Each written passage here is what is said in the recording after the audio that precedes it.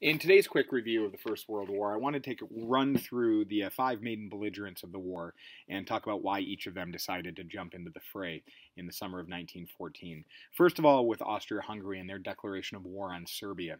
Austria at this point is looking for the preservation of their empire, which has long been in decline, and certainly declining in relative power compared to other nations like Britain and Germany and even Russia. So they're looking for preservation of their empire. They rely on their Triple Alliance and their links with Germany in particular. They believe that they're going to win a quick and decisive victory against Serbia, and that alliance with Germany will keep Russia out of the fight.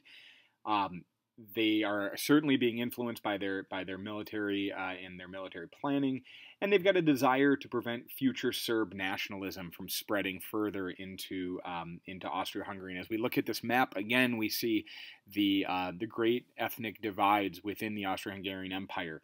Austria does not need more nationalist movements sparking up, so if they can put the Serbian one to rest, that would be good for Austria's concerns. Next, the Russian Empire. Why is the Russian Empire going to mobilize its forces in response to Austrian aggression against Serbia? This comes down to a couple factors: Slavic nationalism and the growth of a pan-Slavism in the 19th and early 20th century, with Russia seeing itself as being at the forefront of that. You've got the Russian military giving Nicholas II, the Tsar, the confidence that Russia can actually be victorious against Austria. The alliance system that Russia is already a part of with France, hoping that any future war would split the great German army into two, and also hopes that Britain would join in that same effort, Britain having closer relations with France and Russia.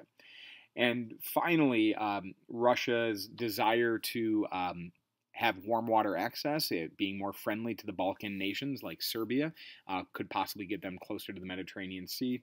And now finally, Russia's looking for a little bit of a redo after their defeat to Japan in 1905 in the Russo-Japanese War. A military victory in this new war could strengthen the empire that has been weakening since the early 20th century, and the Tsar is really hanging by a thread. He needs a victory in war. Why is Germany going to join the fray and support Austria? Germany's militarism and nationalism meant enthusiasm and support for war. They've already got war plans in existence with the Schlieffen Plan that's been around since 1905. German security depends on defeating France and Russia and ending the encirclement that they've been threatened by in the previous years. And finally, Germany just couldn't let Austria be defeated. If Germany had let Austria be defeated, that would weaken German prestige as Germany and Austria have their alliance with each other. French mobilization. French mobilization comes amidst the growing German Empire. And France sees Germany as a threat. Remember, Germany defeated France in the Franco-Prussian War in 1870 and 71, and since then Germany has only gotten more powerful. So France sees Germany as a threat. They see the growing empire as a threat to them as they share a common border. France's alliance, their entente with Russia, and their friendship with Britain gives them hopes that they would have strong allies going into any future conflict.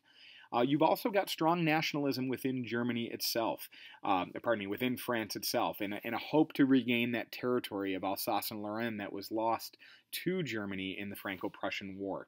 Finally, just like Germany was confident in the Schlieffen Plan, France is confident in their own war plans, that Plan 17 that had been developed in the pre-war years. And finally, Britain.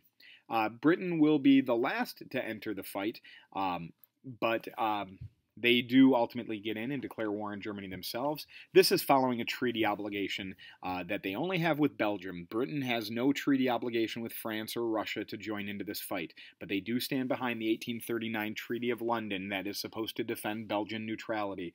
And so as Germany will invade Belgium with the Schlieffen Plan, Britain will ultimately declare war on Germany. There's also a nationalistic sentiment in this, British nationalism.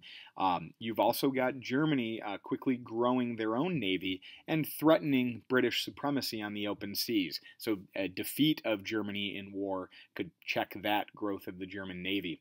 And finally, slowing down the growing German threat in Europe might maintain the balance of power in Europe that had existed since 1815, but was only upset since Germany and Prussia, since the German principalities and Prussia united after the Franco-Prussian War.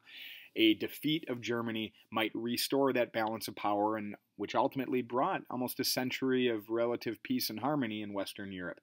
So there you have some reasons why the five belligerents want to jump into the fray, and in the next video we will actually get into the fighting of the First World War.